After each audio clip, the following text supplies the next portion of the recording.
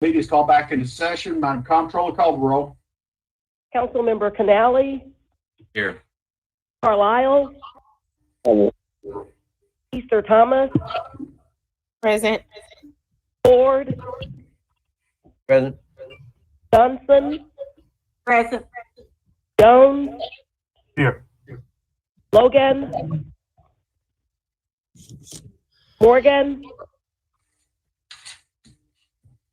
Robinson, Present. Smiley, I'm here.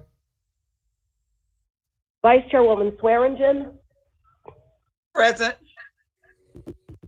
Warren, Present. Chairman Colette. I'm here. Chair, we have a quorum. You have a quorum, Mr. Chairman. Thank you very much. Councilman Carlisle, you're recognized. Thank you, Chairman. And colleagues, thank you for taking time out of your busy days and on a Friday, especially after a long day yesterday.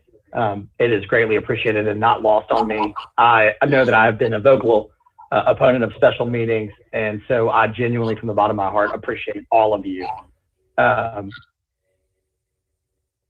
going to read my resolution, or I hope our resolution, into the record, and then move it for discussion. And then, Chairman, if you'll allow me just a brief statement, and then to the floor.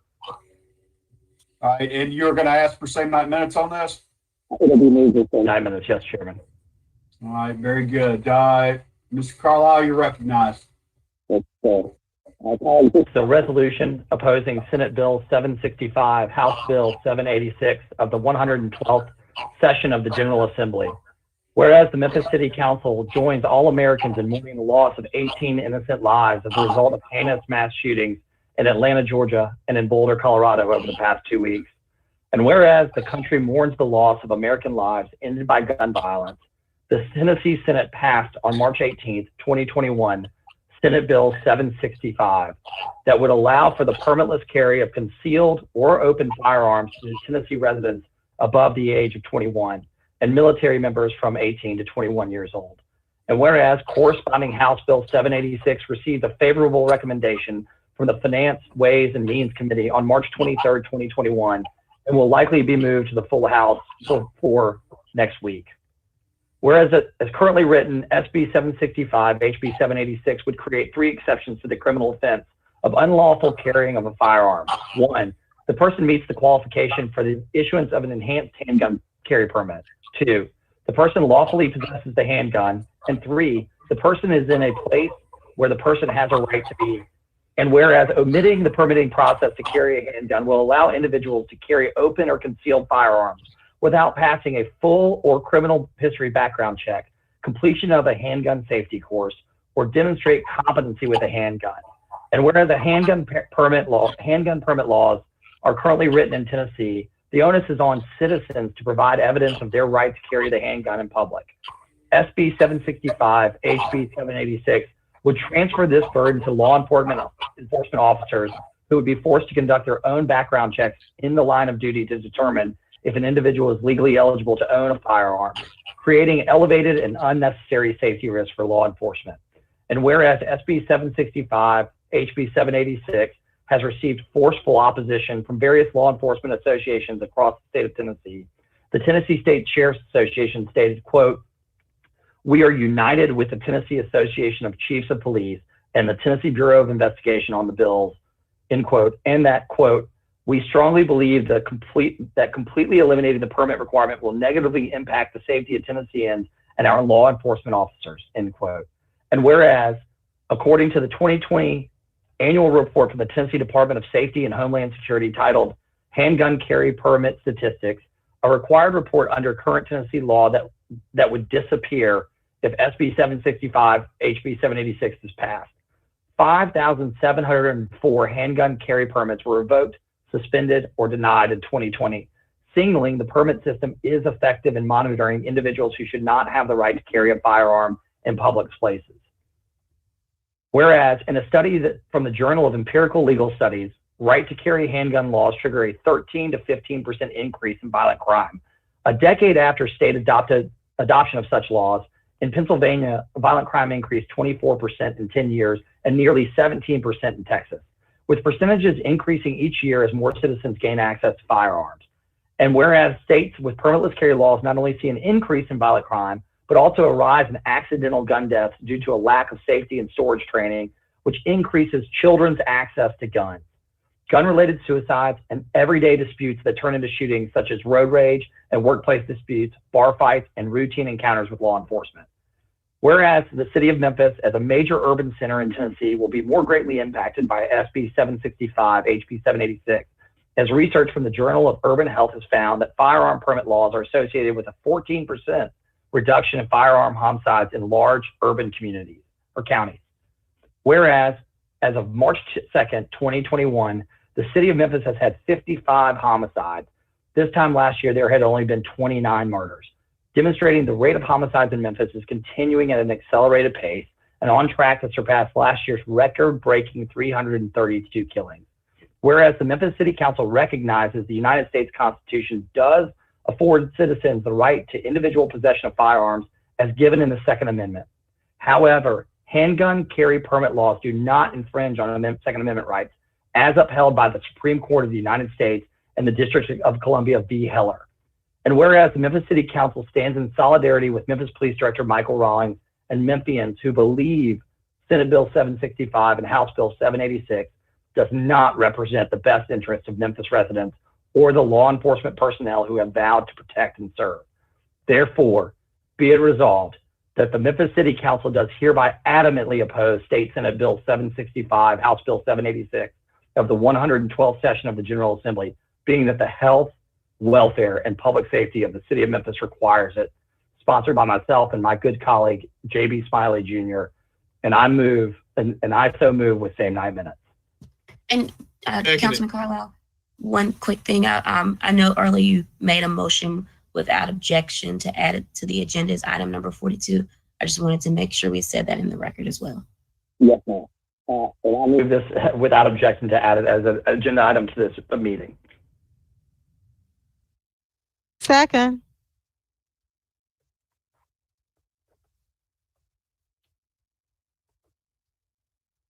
Can't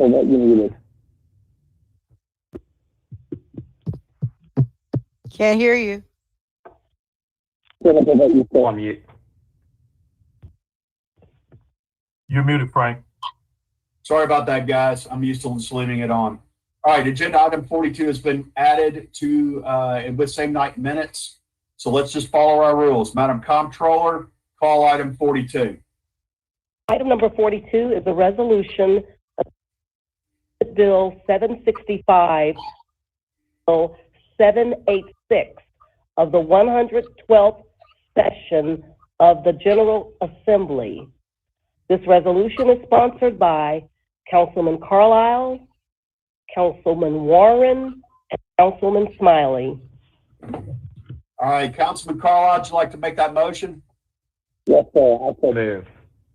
Moved by Carlisle. Need a second. Seconded. Smiley. It's been moved by Councilman Carlisle, seconded by Councilman Smiley. I see no members in the chat box. Do any members seek recognition? I do. Just a brief statement, if I may, and then to my colleague, Councilman Smiley. Okay. Go for it. Colleagues, again, I just want to tell you how much I appreciate you taking the time. My only statement is this on this item.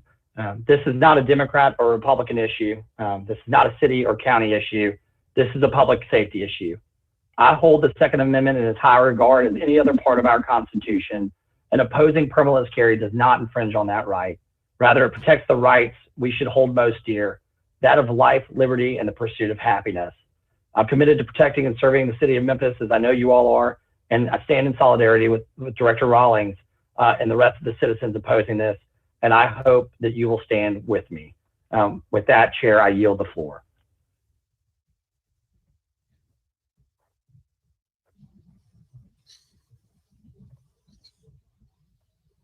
Sorry, guys. I'm still learning how to use the mute button. Thank you, Councilman Carlisle. Councilman Smiley, you're recognized. Okay. Thank you. First, I want to thank Councilman Carlisle for bringing this resolution. What he did not know is if he didn't bring it, it was going to be brought by me. So kudos to that. And I also want to recognize one of our newest members, to the team, Liz. She did a phenomenal job of writing this resolution. So kudos to you. I just want to know that we see your work. We appreciate you. And as it relates to this resolution, I think everyone here, everyone on this body understands how important it is for this council to speak. The last council meeting, this body spoke in the words of Councilman Morgan. Sometimes you just got to fight Goliath. Sometimes you got to take on Goliath. And I think this is an opportunity for this council to speak to where we want, what we would like for our state house, our elected representatives in the state house to do. Our Memphis City Police Department has just spent, the past several weeks wrapping or rounding up guns, illegal guns that were on the street to make sure that our communities are safer. Here, we have an opportunity to push back against a poorly worded, a poorly thought out and inconsiderate piece of legislation that would put more guns on the street. We talk about how many murders we're seeing in the city of Memphis. I think this would probably lead to increased murders. So I just don't think it's well thought out. I do think it jeopardized the lives of so many people in this community, and it's just a bad piece of legislation, guys. For those of you who stood and have fought for and supported our law enforcement officers when it comes to residency, they necessarily didn't believe, well, not they, some of those individuals didn't believe that residency was a thing. Residency should be required. And you said we stand with law enforcement officers in that sense. Well, what I'm saying here is an opportunity to take that same line of thinking, that same belief that we should support our officers, take it. Sometimes, whether you're a Democrat or Republican, sometimes your party affiliation gets it wrong. And this, I think, is a time where we all understand that this is a poor piece of legislation, that this particular party got it wrong. So what I'm saying is stand with Shelby County, stand with Memphis, and stand with our law enforcement officers on this issue. This is bad. This will jeopardize the life of so many others. So with that, I yield the floor. Thank you, Councilman Smiley. Councilman Warren. Thank you, Mr. Chair. This is a health issue. We know in all the study and work we've done on bleeding out and the Memphis Group Violence Intervention Program that this is going to make it much harder for us to lower the murder rate. I wholeheartedly support this and urge that my council members do it. I was going to call the question, but I saw Councilman Canale got in the queue, so I'd like to call the question after Councilman Canale so I can actually be able to vote on this before I have to go see patients. Thank you. Thank you, Councilman Warren. Note that Council Lady Robinson wishes to be a co-sponsor. Councilman Canale, you're recognized. Thank you, Mr. Chairman. Personally, I don't think there was anything wrong with the way that we had it requiring a permit to carry. That's why I have my own permit.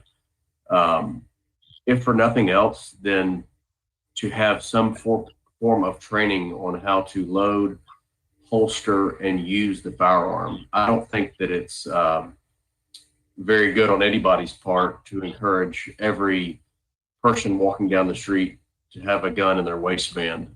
Just because you can have one doesn't mean you should have one, especially if you don't know how to use it and operate it safely to protect yourself and those around you.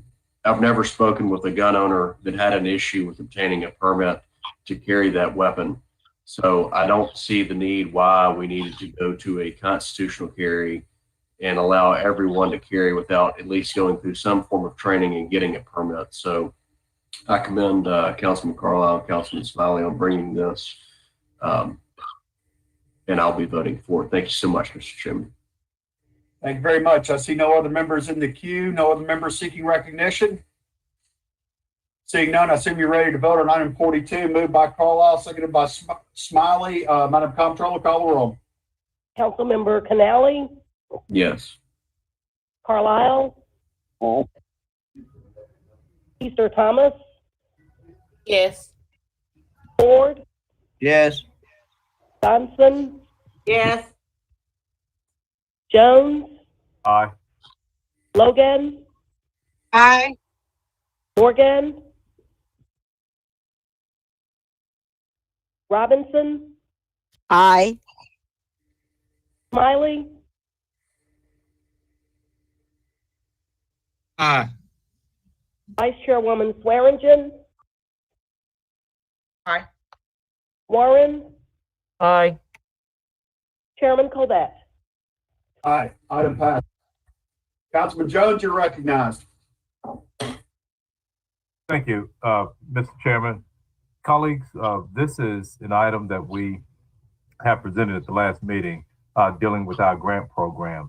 The fact that the grant program is going to open up or is slated to open up on April 1st, I'm asking that we go ahead and approve these provisions so that we can carry on with that process.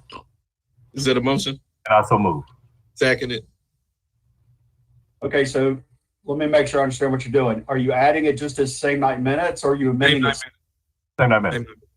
Is there any objection to adding item 34 to same night minutes? Without objection.